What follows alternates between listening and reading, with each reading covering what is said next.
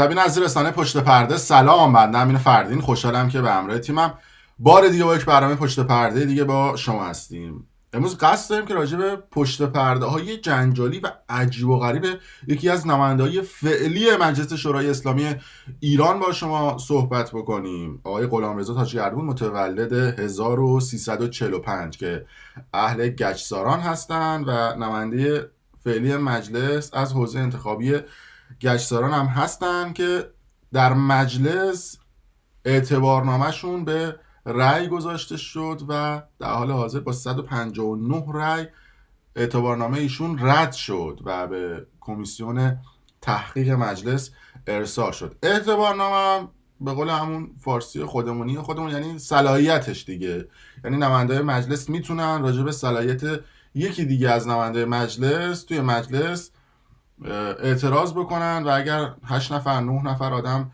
یک نامه رو امضا بکنن میتونن اعتبارنامه اون شخص رو در مجلس به رأی بذارن که آقای زاکانی نماینده مردم قم به همراه 9 تا دیگه از نماینده مجلس گفتن که آقای تاجگردون یه آدم راندخوار هستش که سوء استفاده کرده از قدرت. حالا راجع به کارهایی هم که کرده صحبت میکنیم و به خاطر همین لیاقت و صلاحیت اینو نداره که در مجلس باشه. یعنی اگه تریو بذارم بقیه نماینده مجلس هم خودشون رأی بدن، فکر کنم هیچ کدومشون صلاحیت خودشون تایید نکنن توی مجلس. اما این اتفاقی که افتاد، آقای تاجگردون صلاحیتش رد شد در بین نماینده‌ها و رفت کمیسیون تحقیق. قبل از این اتفاقات آقای غلامرضا تاجگردون گفته بود که من افشاگری میکنم سران قوا رو، کسانی که در مجلس هستن و جای دیگه، یعنی تهدیدم کرده بود قبل از اینکه بخواد این رأیگیری در مجلس صورت بگیره. اما جزئیات زیادی داره پرونده آقای تاجگردون که امروز به پشت پرده این شخص میپردازیم و صحبتایی که در مجلس دعوا هم شد در مجلس سری اتفاقات افتاد. قبل از اینکه من اینا رو آغاز بکنم، اگر کانال یوتیوبی برنامه پشت پرده رو سابسکرایب ندارید سابسکرایب بکنید، دکمه زنگوله رو بزنید که بتونید ویدیوهای ما رو به لحظه ببینید.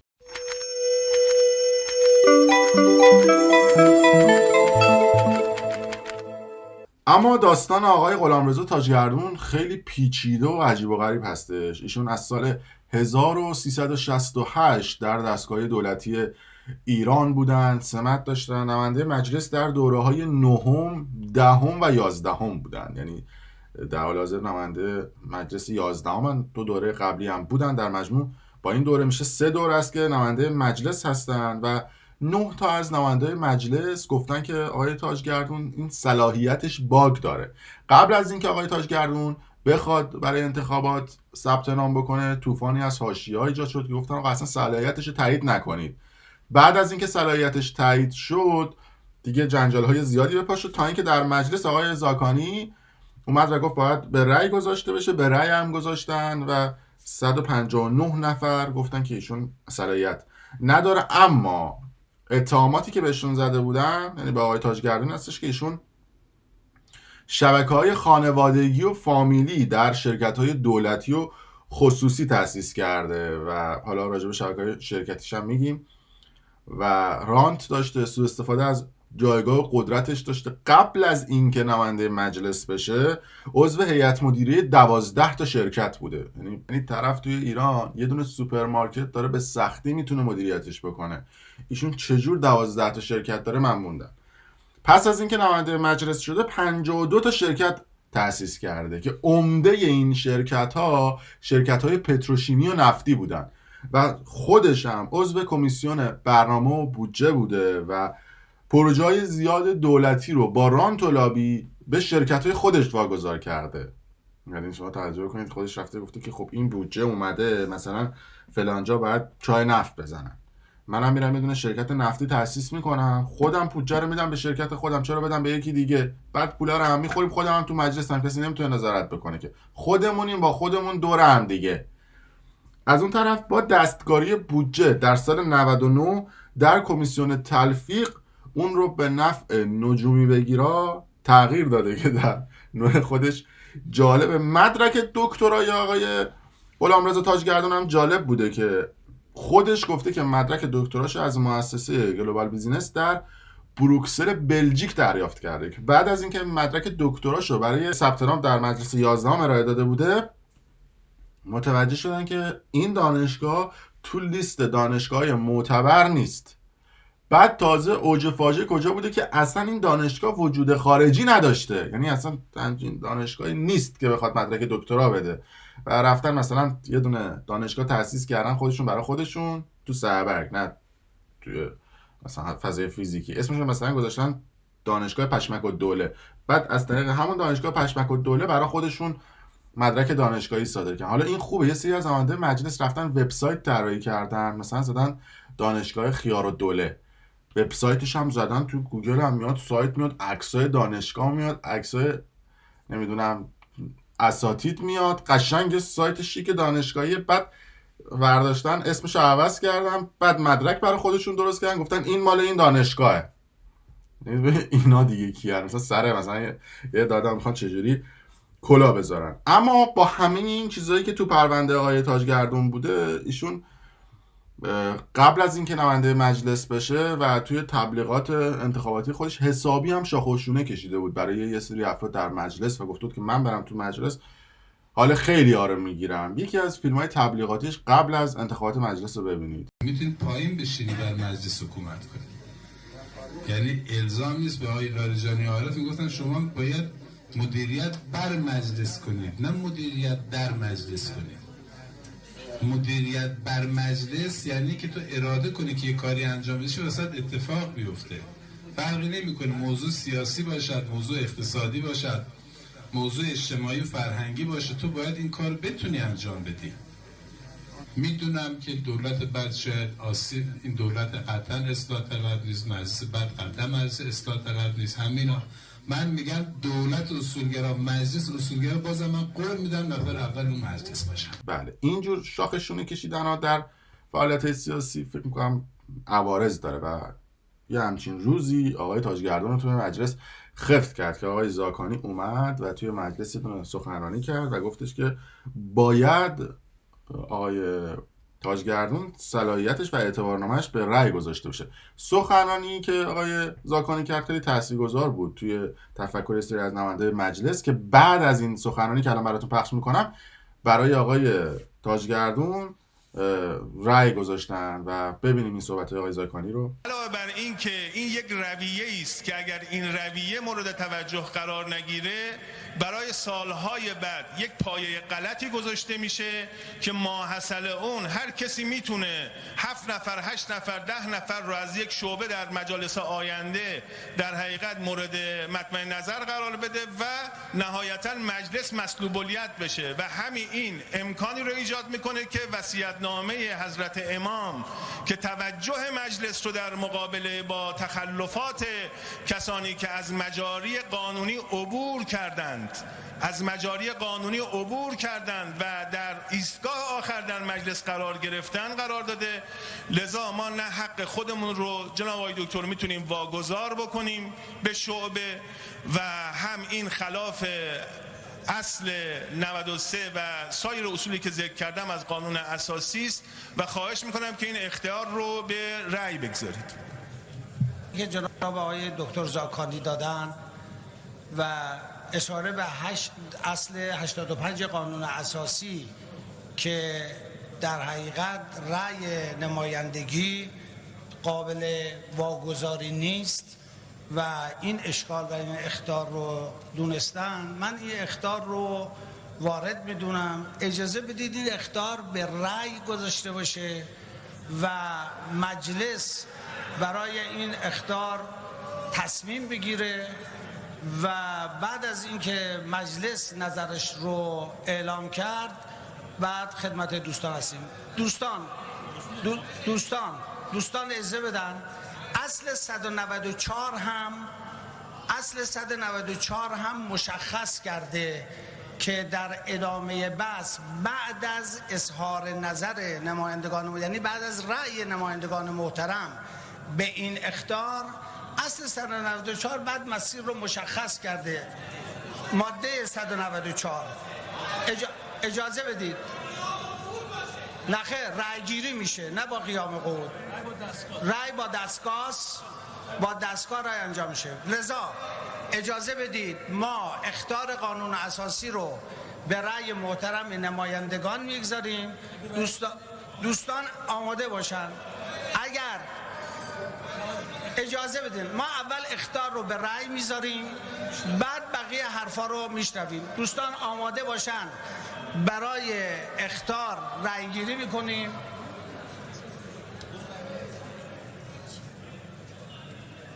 دوستان رأی گیری شروع شد. یه رأی اضافه میشه. آقا یه چیز رأیش اضافه میشه. آقای قاضی. اجازه بده. یه رأی قاضی اضافه میشه. پایان رأی گیری اعلام میشه.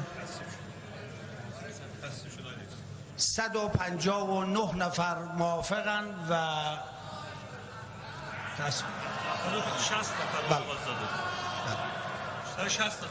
خب بر اساس ماده 4 در حقیقت ما اعتبارنامه برادر عزیزمون جناب آقای تاجگردون رو به کمیسیون تحقیق ارجاع میدیم که ادامه بررسی در اونجا انجام بگیره. بله، صحبت آقای زاکانی نماینده مردم قم در مجلس رو هم شنیدید که پس از اینکه این سخنرانی کرد رأی اعتماد گذاشتن برای آقای تاجگردون برای اعتبارنامش و اعتبارنامش رد شد و رفت کمیسیون تحقیق و آقای تاجگردون در خصوص این اتفاقات صحبت کرد و گفتش که من کیفمو برمی‌دارم و میرم و قهر کردم و از این صحبت. ببینید صحبت آقای تاجگردون. تذکر تو نوبت نیست. ما عرض کردم تو نوبت نیست. آقای دکتر من که عرض کردم چی بگم؟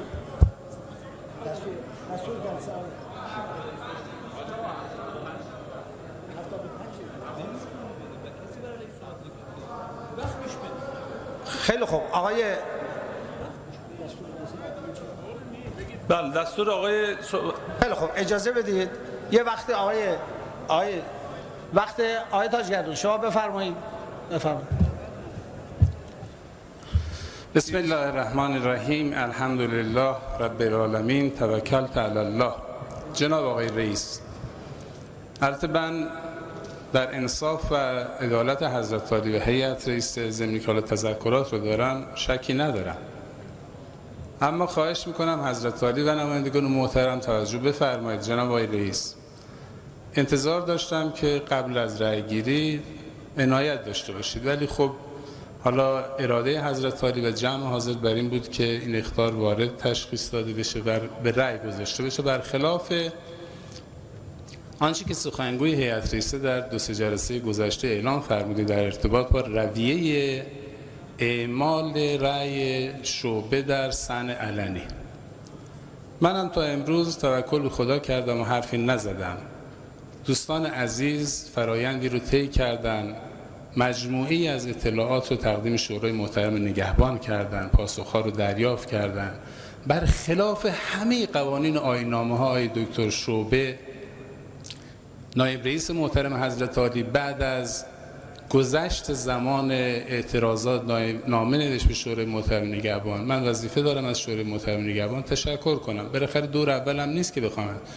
بعد از همه این مکاتبات و مجموع اینها اطلاعات رو دادن و اظهار نظر کردن که همه اینا رو دیدیم. در شعبه علی رغم اینکه قانون اجازه نمیداد، آیین‌نامه اجازه نمیداد، موضوعات بررسی شد و اعمال شد و شما هم خدمتتون رسیدم، هم مصوبتون رو سخنگوتون اعلام کردم.